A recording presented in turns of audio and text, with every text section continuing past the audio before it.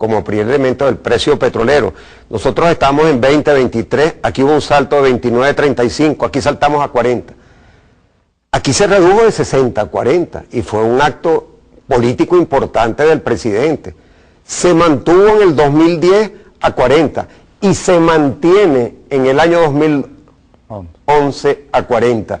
Esto es lo que yo llamo que la economía venezolana productiva está pasando por una fase de gimnasio. Estamos botando la grasa de nuestro cuerpo y se ve en el crecimiento que ha tenido nuestra economía. Porque desde el 99, las fases de crecimiento de nuestra economía están bastante claras. Aquí tuvimos durante los años 2000 y 2001, antes del golpe de Estado, el sabotaje petrolero, un crecimiento promedio de prácticamente 3.6%. Aquí vino la debacle del golpe de Estado y del sabotaje petrolero. Y después tuvimos 22 trimestres sucesivos de crecimiento de la economía en un promedio de 9.9. Aquí estaba el famoso rebote estadístico, es una categoría que no existe. Sí, 22 trimestres, fíjate, rebotó esa pelota, así habrá sido la energía. 22 trimestres sucesivos y aquí están las consecuencias de la crisis mundial y ya estamos saliendo con un cambio de tendencia. Usted diría que el presupuesto, y bueno, lo expresó ayer, ¿no? En términos... se está proyectando entre las premisas del presupuesto un crecimiento del 2% del PIB. Tomando en cuenta que este año también fue un año de crecimiento, va a cerrar con un año de crecimiento, el Producto Interno, ¿es razonable esperar un crecimiento, un rebote de 2% en el...? Fíjate tú que ya tocamos fondo con el 5.8, perdón, 5.2, este es el segundo trimestre del año, menos 1.9, cuando publique las cifras el Banco Central próximamente, ya aquí hay un cambio de tendencia, ¿no? Esto no es una especie de sinusoide, ¿no? En la parte, o sea que lo importante es aquí el cambio de tendencia y lo que va a ocurrir en el tercero y en el cuarto trimestre. O sea que ya este elemento va a dar nacimiento a una nueva fase de crecimiento de la economía venezolana, pero donde los precios petroleros no estaban calculados a 60 o 80, sino a $40 el barril. Y con esa prudencia, después de haber pasado por estos 2 años y este tercer año por el gimnasio, no hay duda que el crecimiento que va a tener la economía venezolana va a ser mucho más sano. Te voy a dar otro dato. En el 2008, las solicitudes que se le hicieron a Cadivi por divisa fueron de 94.847 millones de dólares.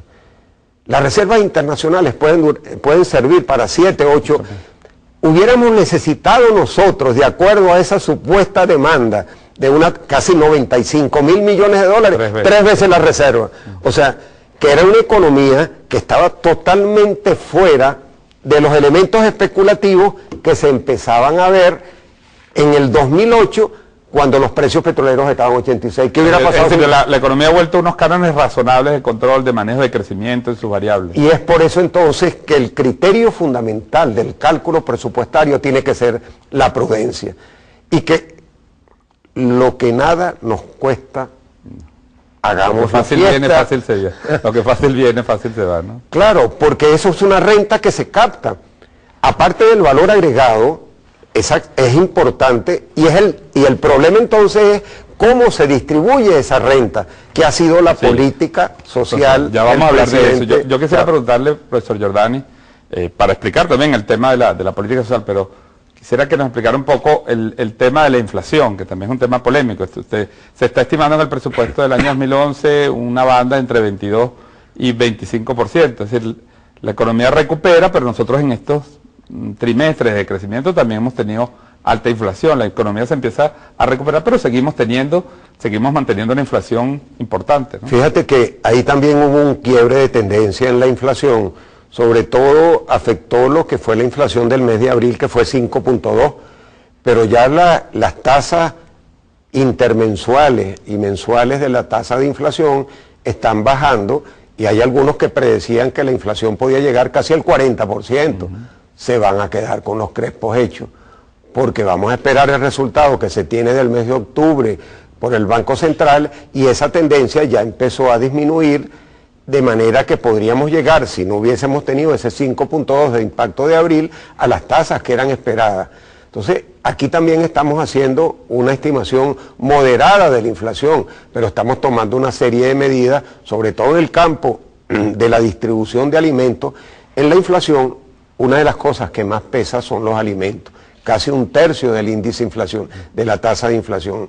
Entonces eso ha venido moderándose, sobre todo al entrar de manera tan importante el Estado a participar en la fase de distribución de los alimentos, eso ha venido moderándose esa tasa. Entonces creemos que es una tasa perfectamente factible y cuidado si superable con el tiempo, si estas medidas se continúan y así esperamos que sean, ¿no? Lo cierto, el economicismo clásico y neoclásico, estos neoliberales señalan que uno de los problemas de la inflación es que existen pocos bienes y mucha gente buscando los mismos bienes, y entonces por eso los bienes se disparan. ¿Cómo se va a atacar estructuralmente la inflación con una política de producción que permita que haya más bienes? Si es que usted avala esa teoría, ¿no? Fíjate que cuando el Banco Central publique la encuesta de presupuestos por hogares, o sea, el ingreso personal, veamos cómo la familia venezolana, que ahora tiene unos ingresos por la vía de salud, por ejemplo, porque es gratuita, por la vía de la educación, evidentemente que hay presiones sobre los alimentos. Si yo tengo cubiertos los gastos de salud con el servicio que se ha venido implementando con las misiones barrio adentro y las misiones en términos educativas, bueno, que se corresponden con los índices sociales que podemos observar, las personas y las familias pueden dedicar más a la alimentación, como se dice en inglés, de la mano a la boca, o sea, y está comiendo mejor el venezolano, no la comida chatarra, ¿verdad? Entonces, por supuesto que va a haber presión sobre el alimento y ese es el esfuerzo que tiene que hacer desde el punto de vista de la producción, y hay que ver los esfuerzos que se han hecho en el campo, en la inversión, en riego, en tecnología, ahora en la distribución, en la producción, en los rubros que ya hay autosuficiencia. Entonces, en la medida que tiene que aumentar la producción, y si no, tenemos que compensarlo por la vía de importación, porque no hay duda que el venezolano está comiendo mejor. Yo no sé si tú te acuerdas aquella famosa, las 5C, que no las voy a decir en qué periodo, ¿verdad? ¿Cuándo comeremos carne? Pues el venezolano está comiendo mucho mejor, y eso es producto de que tiene mejor salud, tiene mayor nivel educativo, y entonces, si por ejemplo desecha la comida chatarra, no hay duda que va a estar mucho mejor alimentado, como lo muestran algunos indicadores del Instituto Nacional de Nutrición. Entonces, lo importante acá es tener la prudencia en términos del cálculo, porque es un supuesto, y ese supuesto tiene que ser prudente, para no caer entonces en revertir algo que no va a ser posible cuando ponemos ese precio petrolero, el que no controlamos. Si lo hacemos de manera prudente, una vez que se cumplan las condiciones de un precio razonable, y una vez que los ingresos no petroleros aumenten, porque ese es el punto.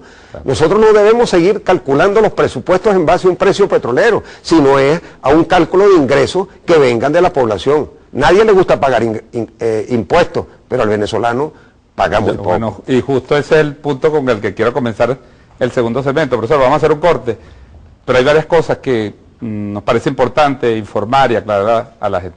El presupuesto parece tener un peso, cambiar de esa tendencia rentista, como usted ha dicho, al tema de los ingresos internos, el esfuerzo fiscal de los ciudadanos, el cobro de los impuestos.